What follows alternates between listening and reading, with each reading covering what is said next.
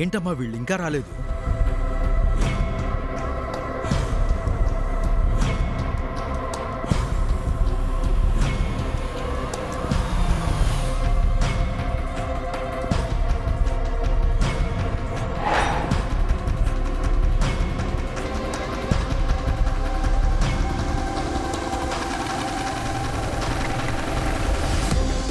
ఏంది నాయనా, నీ టెంపరీ ఎండి మనవడి కోసమా అందరూ బయటకొచ్చి ఇట్ట ఎదురు చూస్తా ఉండారు?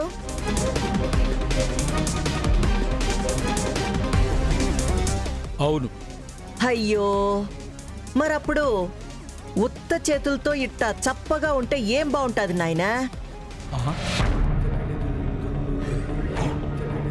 చేతుల్లో పూలదండలు, హారతి పళ్ళాలు, బొక్కేలు, వాడు కారు దిగ్గానే వాయించేదానికి బాజా భజంత్రీలు, బ్యాండ్ మేళాలు ఇట్లాంటివన్నీ అరేంజ్ చేసుకోలేకపోయినారా? ఇంకా బాగుండేది.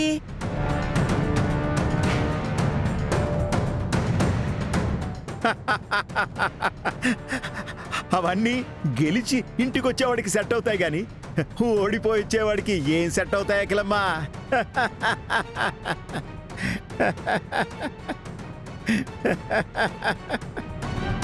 నా మనవడు ఓడిపోయాడని ఎవర్రా మీకు చెప్పింది?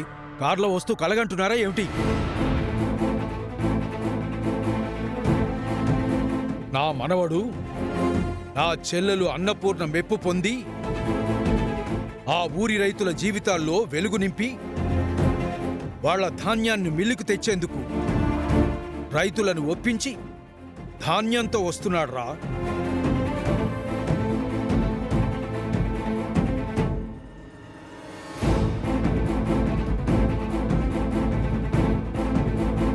అయ్యో నాయన, నేను కలగనడం కాదు, నిజం తెలిస్తే నీకు కళ్ళు బైర్లు కమ్ముతాయి. నీ మనవడు ధాన్యంతో రావడంలా డల్లుగా ఉత్త చేతులు ఊపుకుంటా వస్తుండాడు. ఇక్కడే ఉండు, నీకే తెలుస్తాది.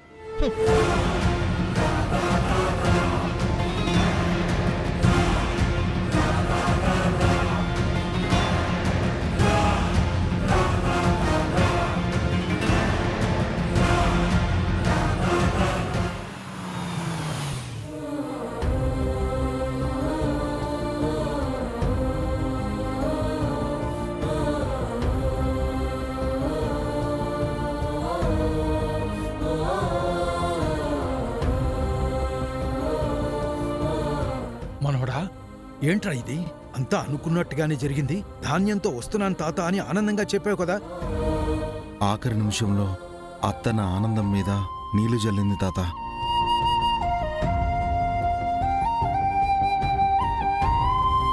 కన్ఫర్మ్ అయిపోయిన నా గెలుపుని కాల్చి బూడిద చేసింది అత్త. 25 ఏళ్ల కింద ఆవేశంలో మీ అత్తతో ఒక మాట అన్నానయ్యా. ఈ రోజు నుండి మీ ఊరికి నీ పేరును ఉన్న అఖిలాండేశ్వరి మిల్స్ కి నా ఊరి నుండి ధాన్యం బస్తా కాదు కదా, ఒక్క వడ్ల గింజ కూడా రాదు. రానివ్వను.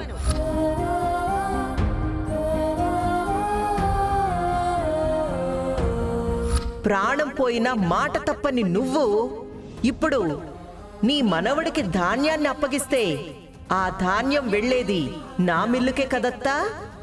అప్పుడు నువ్వు మాట తప్పినట్టే కదా.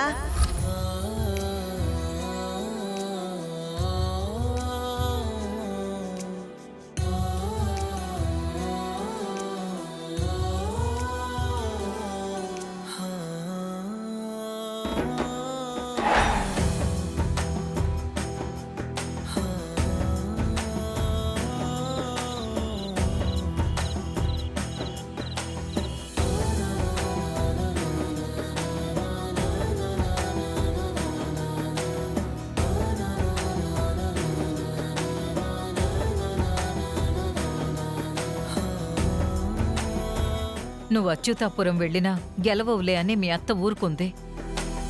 తర్వాత గెలుస్తావేమోనని భయపడి పరిగెత్తుకుంటూ తన ఊరికొచ్చింది. చివరికి మీ అమ్మమ్మ ఎప్పుడో చెప్పిన మాటని అడ్డు పెట్టుకుని నిన్ను గెలవనివ్వకుండా చేసింది ఆ అఖిలాండేశ్వరి. మాటని అడ్డుపెట్టుకోవడం ఏంటమ్మా?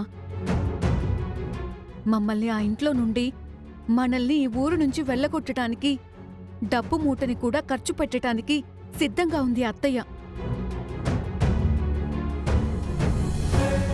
నిజమే వెంకీ, నువ్వు కార్మికుల జీవితాల్ని నిలబెట్టడానికి పందెం కాస్తే ఆవిడ మన జీవితాల్ని పడగొట్టడానికి ఈ పందెంని వాడుకుంది.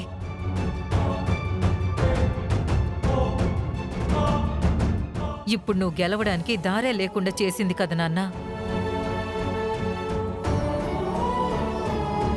ఇప్పటి వరకు ఆ అఖిలాండేశ్వరినే నీ గెలుపుకి అడ్డు అనుకుంటే ఇప్పుడు ఆవిడ పేరు కూడా నీ గెలుపుకి అడ్డమైపోయింది నాన్న.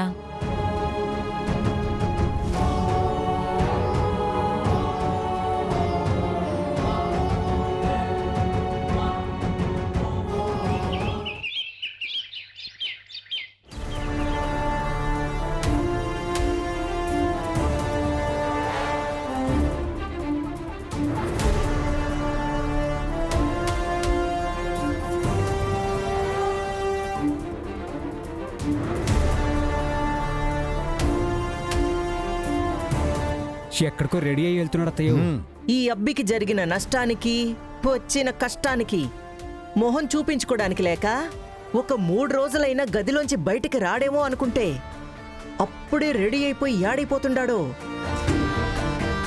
ఇంట్లో ఉండలేక గదిలో నాకు మొహం చూపించలేక బయటకెక్కడికో వెళ్తున్నట్టున్నాడు మమ్మీ. అదే అయ్యుంటుందమ్మీ.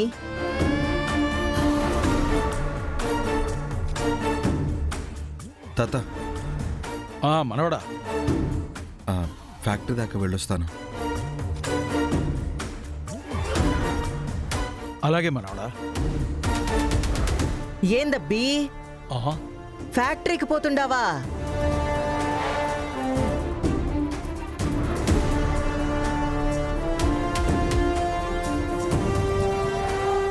అయ్యో, ఎండి గారు ఫ్యాక్టరీకి వెళ్తున్నారంట మమ్మీ. పిఏగా నన్ను రమ్మంటారేమో, వెళ్ళనా?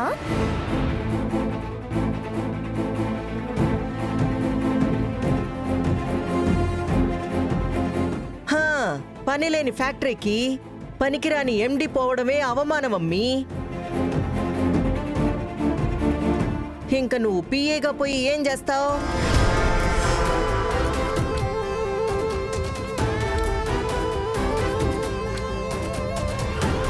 పాపం బావని కావాలని ఇబ్బంది పెడుతున్నారమ్మా.